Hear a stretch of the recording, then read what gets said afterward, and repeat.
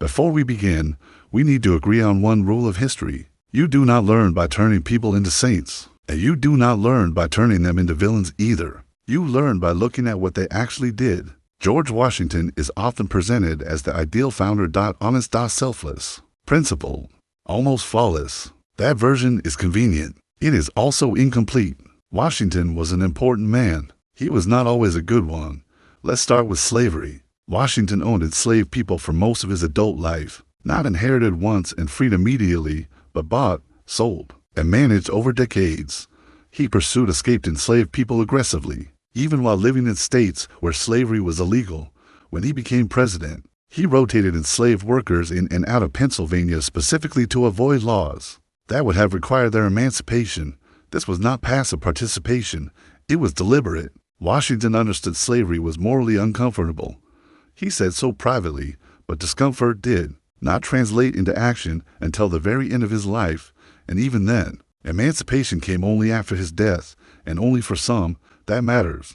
Now let's talk about power. Washington is often praised for stepping down after 2 terms, and that is significant. But before that moment, he was deeply concerned with order, authority, and control. During the Whiskey Rebellion, American citizens protested a federal tax. Washington responded by leading troops personally to suppress them. From his perspective, this preserved stability. From another perspective, it was the young government using military force against its own people to assert authority. Washington believed strongly that ordinary citizens could not always be trusted with political power. He distrusted democracy when it became noisy or unpredictable. He preferred governance by property-owning elites, people like himself. This was not accidental. It was foundational. Washington also held deeply expansionist views. He supported westward growth knowing it would require the displacement of Native American nations. Treaties were signed and broken, promises were made and ignored. Violence followed policy. Washington did not invent this system, but he enforced it and benefited from it. As a military leader, he was not exceptional in the way legends suggest. He lost more battles than he won. His strength was persistence, not brilliance. He survived by avoiding decisive defeat, not by overwhelming success.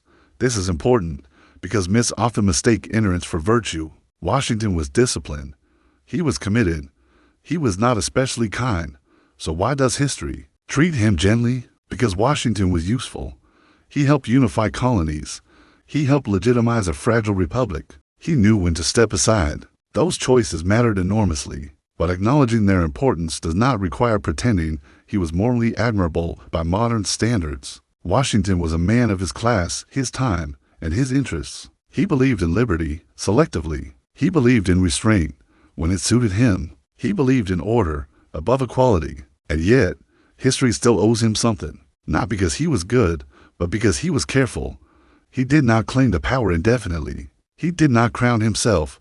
He did not crush dissent once he had secured authority. That restraint, limited and imperfect, shaped what followed.